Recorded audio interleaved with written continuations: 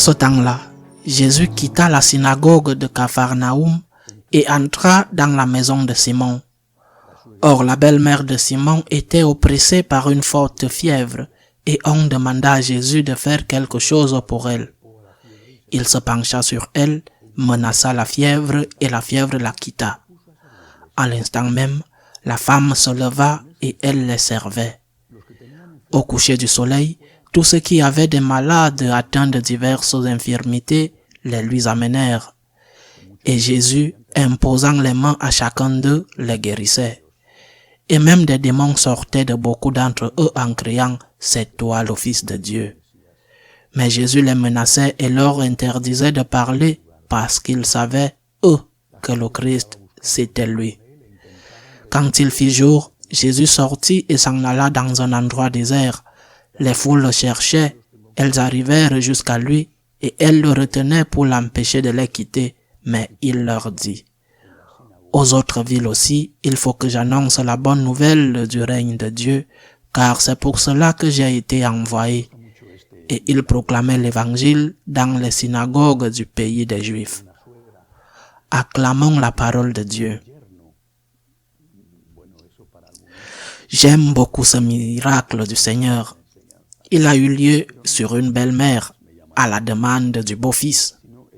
Eh bien, cela devrait être une leçon et un enseignement pour certaines personnes. Mais ce n'est pas cela qui me frappe le plus, mais le fait que lorsque la belle-mère de Simon, de Saint-Pierre, nous ne connaissons pas son nom, lorsque la belle-mère de Saint-Pierre a été guérie, l'évangile dit qu'elle s'est immédiatement levée et s'est mise à les servir, Jésus et ses disciples. Elle s'est immédiatement mise à les servir. C'est cela la gratitude. Beaucoup pensent que la gratitude est une question de mots, d'éducation, de bonne éducation. Parce qu'on nous a enseigné, nous tous, depuis que nous sommes enfants, du moins chez moi, depuis que je suis enfant, que lorsque quelqu'un te donne quelque chose, tu dois dire merci. Et on te demandait, qu'est-ce qu'on dit? Et tu répondais, merci. Peut-être que tu n'aimais pas ce qu'on te donnait, mais par politesse, tu devrais dire merci. Enfin, tu devrais dire merci parce que tu étais une personne bien éduquée et qu'on t'avait bien éduqué. Mais ce n'est pas que la peau, la coquille de la gratitude. La gratitude est bien plus que la politesse. Il y a quelques années, j'ai lu qu'une tribu avait été découverte, une de ces tribus perdues qui existent encore en Amazonie, et que des anthropologues étudiaient leurs coutumes et leur langue et avaient découvert que le mot merci n'existait pas dans leur langue. Eh bien, au début, j'ai été frappé par le fait qu'ils ne savaient pas comment dire merci. Mais ensuite, en étudiant la question un peu plus à profondeur, ces chercheurs avaient constaté que ces tribus ne disaient jamais merci parce que chaque faveur ou chaque bonne chose qu'ils recevaient, ils la rendaient immédiatement par un événement, par un acte, par quelque chose. Ils ne remerciaient pas verbalement, mais par des actes. En réalité, ils étaient plus sages et meilleurs que beaucoup de ceux qui remercient de la bouche et même du cœur, mais qui ensuite ne font rien pour remercier. J'ai rencontré de nombreuses personnes qui, même dans des conversations normales, lorsque quelqu'un leur a rendu service et leur demande ensuite une faveur ou leur reproche de ne pas avoir rendu cette faveur, ces gens répondent en disant « Hey, que veux-tu de plus? Je t'ai déjà remercié. » En disant merci à une personne, la faveur est déjà payée. Il ne peut en être ainsi, ni avec les hommes, et encore moins avec Dieu. Les dettes doivent être payées, tout le monde. Nous devons les payer. Et si nous ne les payons pas, la banque ne nous prêtera plus d'argent. Et si nous ne payons pas ceux que nous avons escroqués, ils ne nous feront plus de faveur. Nous devons payer nos dettes. Et il ne suffit pas de dire merci, ou comme on dit dans certains pays, en ajoutant une interjection après, pour faire comprendre que l'autre personne en a assez. Merci, hein? Écoute, je suis déjà en train de te remercier. Et ça suffit déjà. Merci, hein? Un merci sec. Les dettes doivent être payées par des actes. C'est cela la gratitude. La gratitude, c'est d'abord être conscient que nous avons une dette, que quelqu'un nous a fait une faveur. Dans le cas de la belle-mère de Pierre, il lui avait fait la grande faveur de la guérir. Dans notre cas, il peut s'agir de ces faveurs, il peut s'agir d'un autre type. Le fait même que nous existions est déjà une faveur.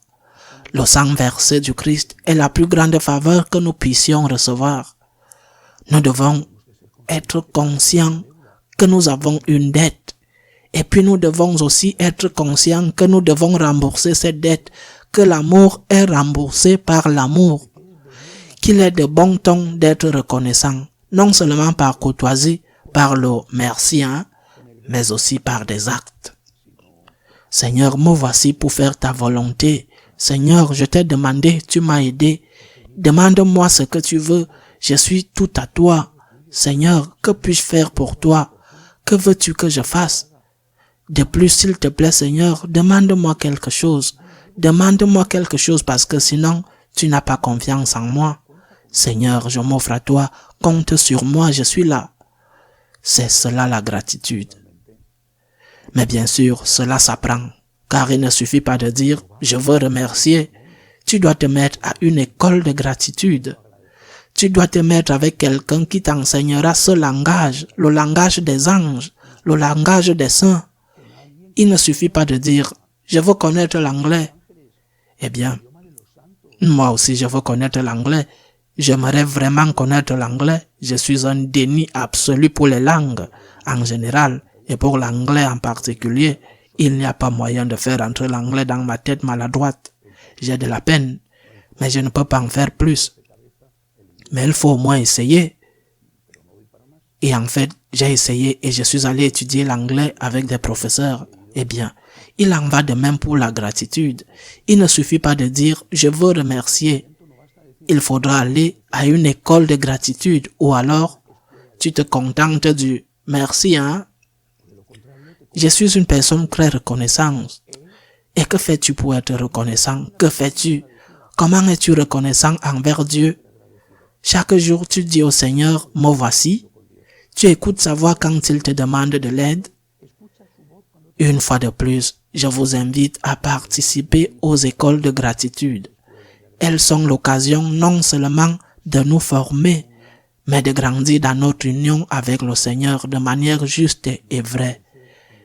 Parce que sans gratitude, sans action de grâce, sans Eucharistie, sans action de grâce faite chair, action de grâce faite vie, sans cela notre relation avec Dieu est au moins incomplète, sinon complètement défectueuse. Demandons au Seigneur de nous donner un cœur reconnaissant, de nous donner des mains pleines d'œuvres d'action de grâce et de nous donner l'intelligence et la volonté de nous mettre entre les mains de ceux qui peuvent nous enseigner. Ainsi soit-il.